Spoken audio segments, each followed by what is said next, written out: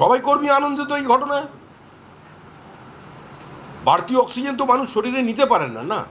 আর প্রকৃতিতেও খুব একটা বেশি অক্সিজেন নেই। কর্মীরা তৈরি আছে রাজনৈতিক অক্সিজেন নিয়ে। কথা হয়নি এটা আপনি ভাবলেন কি করে? না, কথা হয়নি এটা আপনি ভাবলেন কি? দিলীপ ঘোষ কোথায় গেছে যে ফিরে আসবে? কোথায় গেছে ফিরে আসবে? আরে দিলীপ ঘোষকে নিয়ে আপনার এতটা উদ্বিগ্ন না হওয়ার, চিন্তিত হওয়ার কোনো কারণ নেই। দিলীপ ঘোষ ছিলেন, দিলীপ ঘোষ আছেন এবং দিলীপ ঘোষ থাকবেন। দিলীপ ঘোষের বিষয়ে যা সিদ্ধান্ত নেবার দল সিদ্ধান্ত নেবে। দিলীপ ঘোষকে যেখানে কাজে লাগানোর কথা সেখানে দিলীপ ঘোষ যাবেন। দিলীপ ঘোষ অন্য কোথাও যাবেন না, যেতে পারবেন না। যায় তো যায় কাহা। আমাদের অভিযোগ তার বিরুদ্ধে ছিল, তার পরিবারের অভিযোগ সরাসরি ছিল পরেশ পালের বিরুদ্ধে, যে এই হত্যাতে তাকে খুন করার পরেশ পাল প্ররোচনা দিয়েছেন। এবার সিবিআই তদন্ত করেছে, সেই তদন্তের অসহযোগিতা করেছে পুলিশ প্রমাণ লোপের চেষ্টা করেছে, সাক্ষীদের হস্টাইল করেছে। তারপরেও সিবিআই তদন্ত করে যখন চার্জশিটে তার নাম রেখেছে, এই বিষয়ে যা বলবে সিবিআই বলবে। নেতার থেকে দল বড়, দলের চেয়ে দেশ বড়, এটাই বিজেপির স্লোগান। আর ব্যাকড্রপটা তারই প্রতিফলন।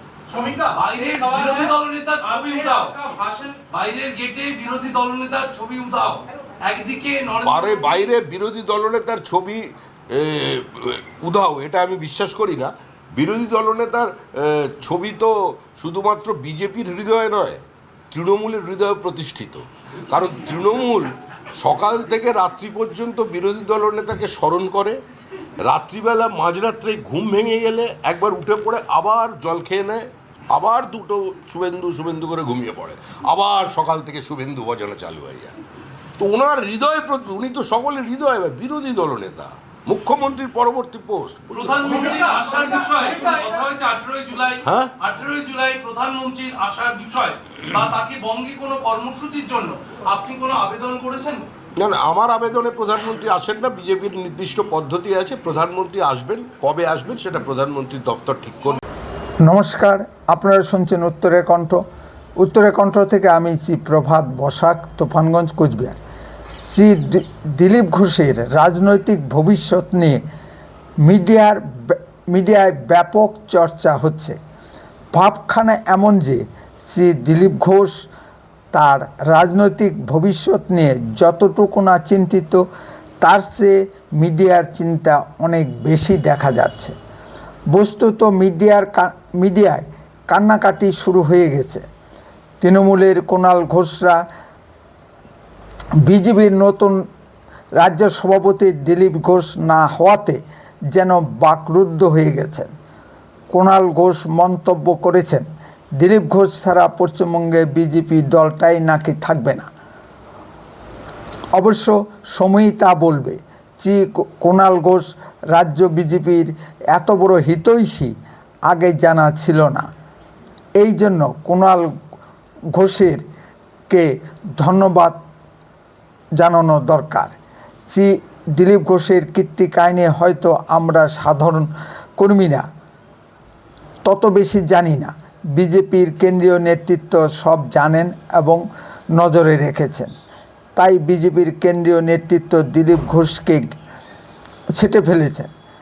আমরা শুধু সাদা চোখে দেখলাম মমতার আহ্বানে দিলীপ ঘোষ সুরসুর করে দীঘার জগন্নাথ দেবের মন্দির উদ্বোধনে সস্ত্রীক হাজির হয়েছেন। সেটা তার স্ত্রীর উদ্যোগে কিনা জানি না। আগে থেকেই লিক না থাকলে এটা কখনোই সম্ভব নয়। আর কোনো বিজেপি নেতা কিন্তু যায়নি। দিলীপ ঘোষ মমতার ফ্লপ প্রোগ্রামকে হিট করে দিয়েছেন। সাধারণ বিজেপি কর্মীরা এটা কিন্তু মেনে নিতে পারছেন না। পাপ যতই ঢাকবার চেষ্টা করুন না কেন, দুর্গন্ধ একদিক না একদিক দিয়ে বের হবেই। 21 বিধানসভার ভোট গণনার দিন সকাল 10টায় দিলীপ ঘোষ বলে বসলেন, আমরা হেরে গেছি। তখন অনেক কেন্দ্রে ভোট গণনা শুরুই হয়নি, যার ফলে বিজেপির কাউন্টিং এজেন্টরা মনোবল হারিয়ে গণনা কেন্দ্র থেকে বেরিয়ে এসেছে এবং ফল যা হবার তাই হয়েছে। এটাকে নিছক কাকতালীয় না পূর্ব পরিকল্পিত তাকে কে বলতে পারে? মনে রাখতে হবে, মমতা ব্যানার্জি একজন ঝানু রাজনীতিবিদ। হয়তো দিলীপ ঘোষ অজান্তেই মমতা ব্যানার্জির ফাঁদে পা দিয়েছেন।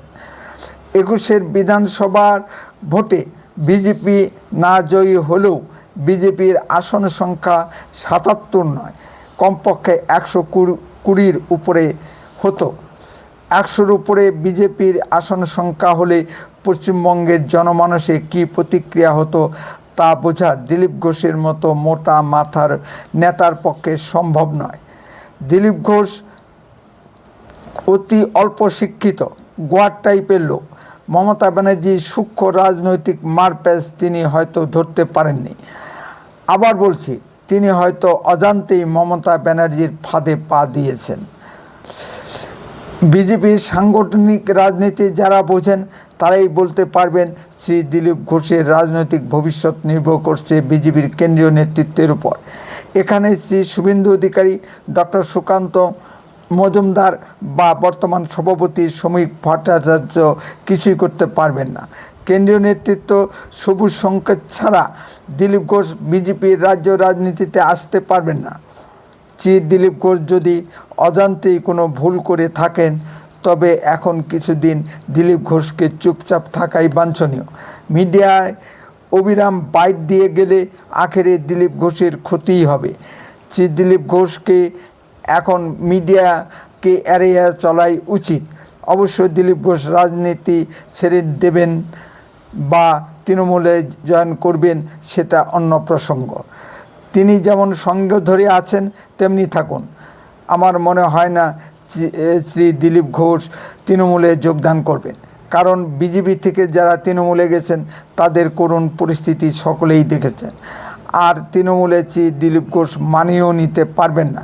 তাই বর্তমান রাজ্য সভাপতি শ্রী শ্রমিক ভট্টাচার্য বলেছেন যে দিলীপ ঘোষ বিজেপিতেই আছেন, বিজেপিতেই থাকবেন। এ নিয়ে সাংবাদিকদের চিন্তা করার কোনো কারণ নেই। দল চিন্তা করবে দিলীপ ঘোষকে কিভাবে ব্যবহার করা হবে। আবারও বলছি, শ্রী দিলীপ ঘোষ পশ্চিমবঙ্গ চ্যাপ্টারে একজন সফলতম রাজ্য সভাপতি ছিলেন। তিনি হয়তো হরিপদ ভারতী, বিষ্ণুকান্ত শাস্ত্রী, অসীম ঘোষ বা তথাগত রায়দের মতো অতি উচ্চ শিক্ষিত ছিলেন না, কিন্তু তিনি যে পরিশ্রম দিয়ে দলকে সাজিয়েছিলেন তা ধন্যবাদ পাওয়ার যোগ্য। দেখেছি তিনি মণ্ডল ধরে ধরে বৈঠক নিতেন, প্রয়োজনে তিনি মণ্ডলে মণ্ডলে যেতেন। এই ধরনের পরিশ্রমী নেতা সত্যি সত্যি বিজেপিতে বিরল। সকলেই ভাষণ দিতে আর সাংবাদিক বৈঠক করতে ওস্তাদ, সাধারণ কর্মীদের সঙ্গে যোগাযোগ রাখেন না। মনে রাখতে হবে, সাধারণ কর্মীরাই দলের আসল সম্পদ। এরাই তৃণমূলের বিরুদ্ধে লড়াই করে বুথে বুথে দলকে ধরে রেখেছে এবং এরাই বুথে বুথে ভোট করে। নেতা আজ আছে কাল থাকবে না, কিন্তু কর্মীরা তৃণমূলের বিরুদ্ধে লড়াই করে বুথে বুথে দলকে টিকিয়ে রাখবে। সাংবাদিকরা ঘুরে ফিরে বারবার একই প্রশ্ন শ্রী শুভেন্দু অধিকারী, ডক্টর সুকান্ত মজুমদার ও শ্রমিক ভট্টাচার্যদের করেছেন। সাংবাদিকদের মনোভাব হলো শ্রী দিলীপ ঘোষের এই অবস্থার জন্য উপরোক্ত নেতারা দায়ী। এই নেতাদেরও ঘুরে ফিরে একই প্রশ্ন করা হচ্ছে।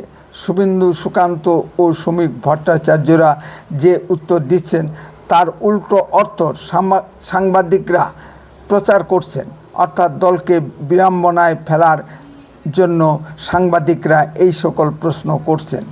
সাংবাদিকদেরও খেপানো যাবে না। ঠান্ডা মাথায় এইসব প্রশ্নকে পাশ কাটিয়ে যেতে হবে। মনে রাখতে হবে, দল এখন ক্ষমতার দ্বারপ্রান্তে। এই সময়ে কোনো ভুল আত্মঘাতী হতে পারে। উত্তরে কণ্ঠ তাৎক্ষণিক কোনো খবরের চ্যানেল নয়, এডুকেশনাল ও ইনফরমেটিভ চ্যানেল। এই চ্যানেল খবরের ভেতর থেকে খবর বের করে আনে। উত্তরে কণ্ঠ সর্বদাই বাস্তব ও সত্য কথা বলে। আরও এই ধরনের ভিডিও পেতে দয়া করে এক্ষুনি চ্যানেলটিকে সাবস্ক্রাইব করুন, বেল আইকনে ক্লিক করুন। আপনার মূল্যবান মতামত কমেন্টে লিখুন। যদি ভিডিওটি ভালো লেগে থাকে তাহলে আপনি আপনার বন্ধু মহলে ভিডিওটি শেয়ার করুন, যাতে সকলেই দেখতে পারেন। উত্তরে কণ্ঠ দেশের কথা বলে, দশের কথা বলে। আপনার চোখ রাখুন উত্তরে কণ্ঠের পর্দায়। বন্দে মাতরম, ভারত মাতাকে জয়।